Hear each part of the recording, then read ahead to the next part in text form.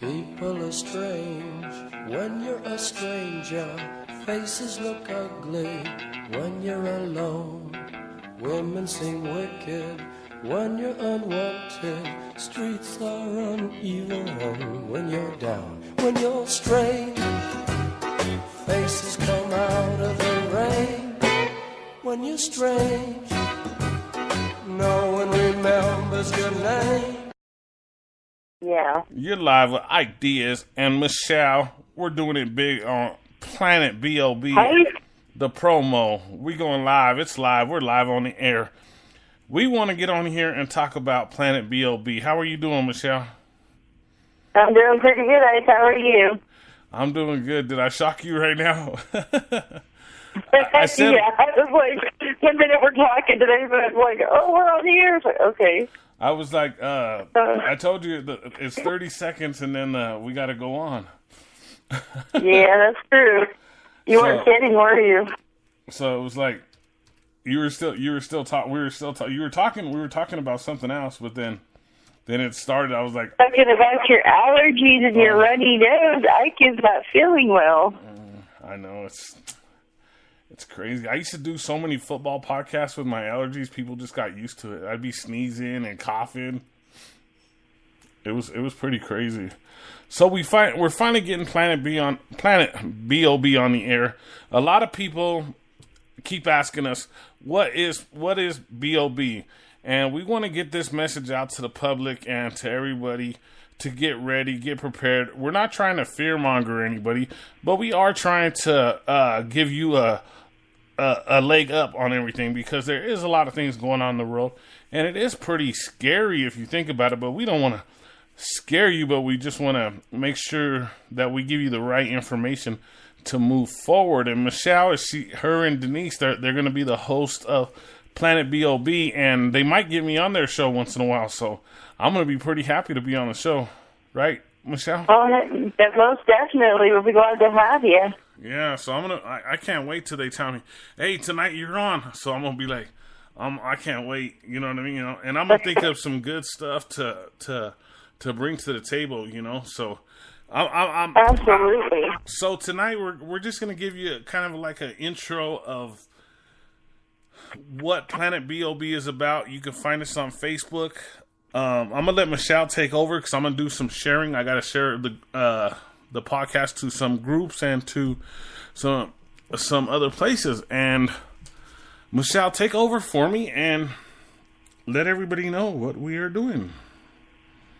Okay, basically what Planet B.O.B. is, B.O.B. stands for Bug Out Bag, which I know, of course, freaks a lot of people out because they instantly think of, like, crazy doomsday preppers or, like, some redneck with a shotgun somewhere, sitting to protect his property or whatever, which is fine. I have nothing against that. But basically what we're trying to put out there as a message is to get everybody prepared, even for the smallest emergency. I mean, an emergency can be anything.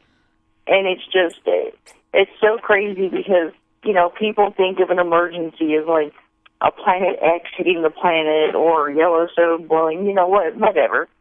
But people don't understand that even the smallest emergency, just the smallest one, like some people, even just a tire blowing on their car, sets them back, 1 or 2 months. I mean, there's tornadoes, there's hurricanes, there's different things, and a bug-out bag is just something that you should have in your home prepared in case you need to leave.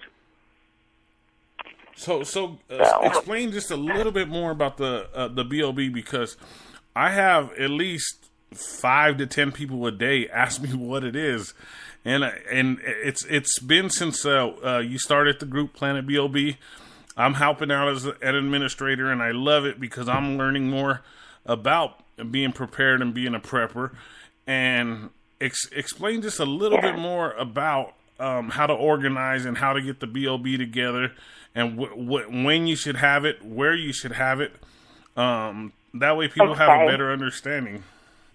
Well, that's exactly why my friend Terry and I started this group to begin with, because there's so many people that don't understand what it is, or people who were afraid to ask what it is. And a lot of the older preppers, they will keep things very close to their hip. They don't like to give out information. They don't like to And that's just, that's how they've been for a very long time, and I totally get that.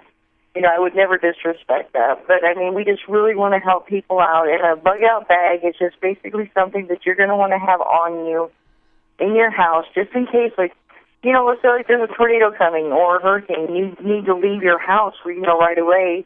But you wouldn't leave your house during a tornado, but you know what I mean. Something you need to leave and you're not going to be able to get back to your house for a few days or even a week. You want things available to you. You want to have enough water for you and your family. You want to have medicine. You want to have an emergency kit, maybe even a tent, because you look at people like in Hurricane Katrina and places like that they were displaced. Our government was not there to help them. They just were not for days. And these people were displaced from their houses, and they had nowhere to go. They had nothing.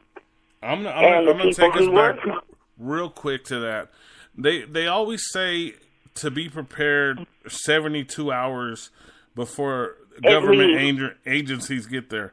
But I'm going to tell you right now, it's at least 2 weeks to a month before you get any help.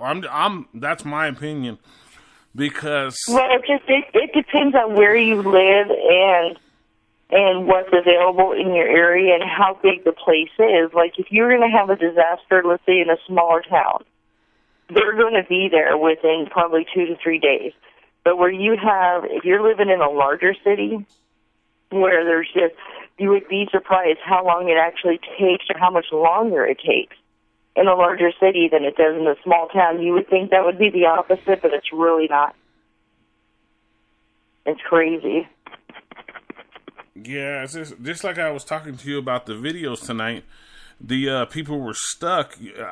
I don't remember. You knew where it was at.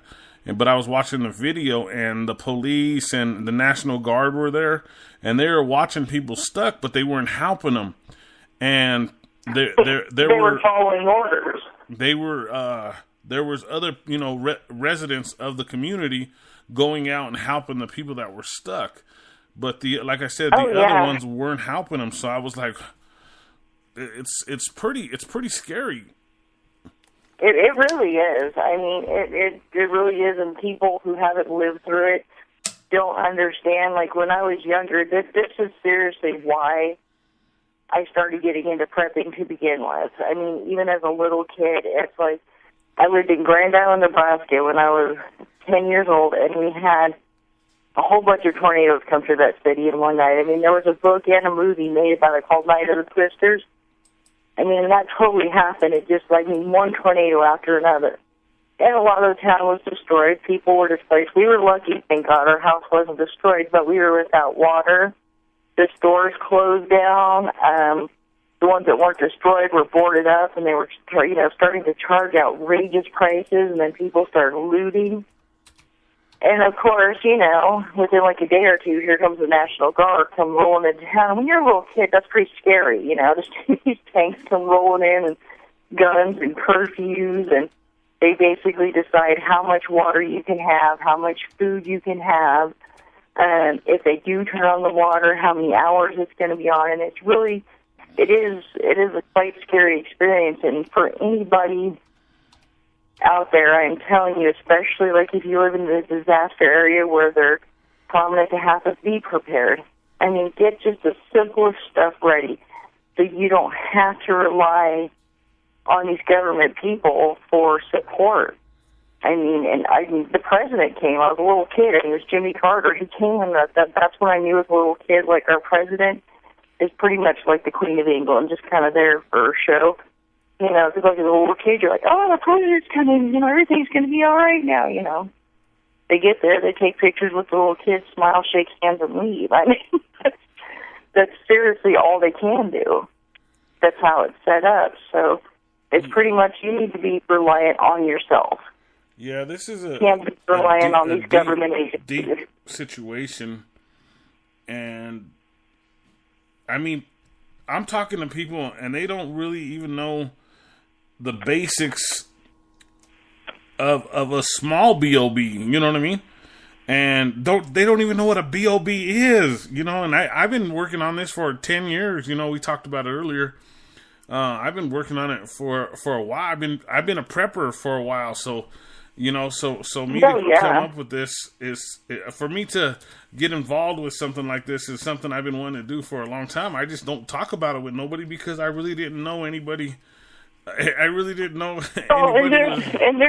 There's definitely like a preconceived idea that people have. It's like they think if you're a prepper that you believe in every crazy conspiracy theory out there, and you're wearing a foil hat. And they make fun of tinfoil hat. I get made so much fun now.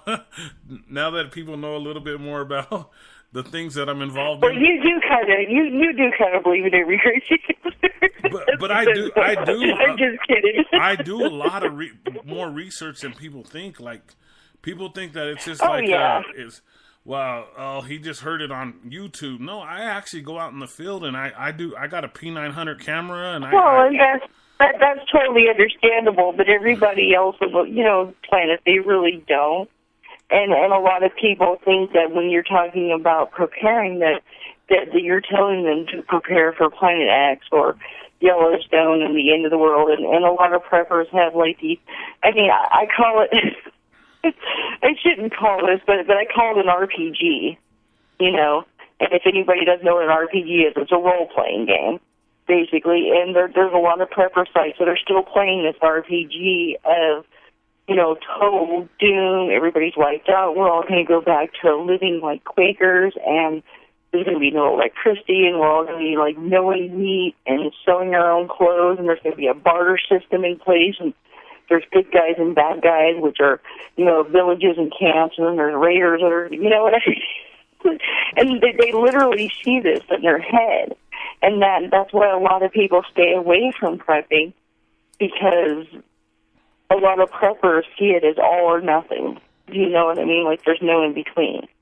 Yeah. And what a lot of people don't understand is if there is ever a disaster, let's say something does happen. I'm sorry, electricians, plumbers, scientists, not everybody's going to get wiped out that has any knowledge of technology. We will eventually get back to running water and lights and probably even telephones, you know what I mean?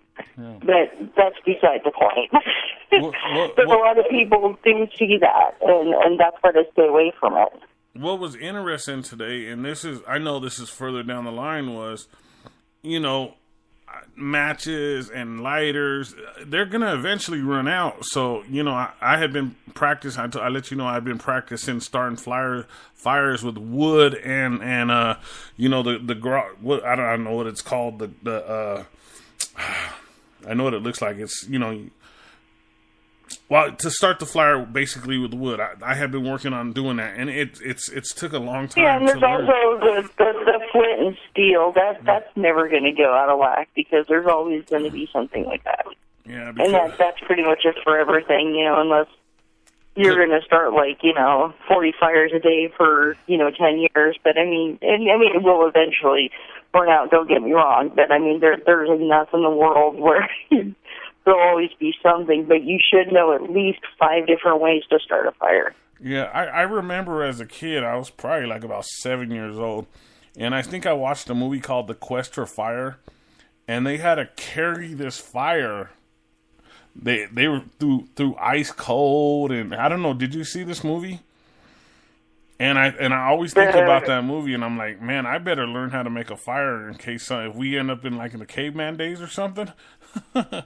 Well, and that's just with anything. I mean, imagine even if you get caught in your house in the middle of winter and you have no way to cook, and the only way that you can cook is, let's say, starting a little, campfire outside. I mean, and people laugh and go, oh, that can't happen. But talk to people in Detroit, talk to people in the northern states that have had these just monstrous blizzards in the last 10 years and have been out without electricity for weeks at a time. Ask them if that's, if that can happen to them. Absolutely it can. If you're trapped in your car and, you might need to start a fire outside the car to just kind of get some heat. You just never know where you're going to need something like that. You just really don't. It could happen anywhere. A blowout I told my daughter that the next time we go on a trip, I said that we're going to take 2 spare tires